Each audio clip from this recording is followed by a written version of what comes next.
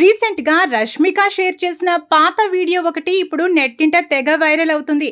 Omelette తయారు చేసే విధానాన్ని వివరిస్తానని చెబుతూ వీడియోని ప్రారంభించింది రష్మిక. నువ్వుల నూనె, నెయ్యి, బచ్చలి కూర, పుట్టగొడుగులు, టెర్యాకి సాస్ వంటి సాధారణ పదార్థాలను ఉపయోగించి ఆమ్లెట్ వేసింది. ఆమ్లెట్ ఎలా వేయాలో చెబుతూ వీడియోను షేర్ చేసింది రష్మిక.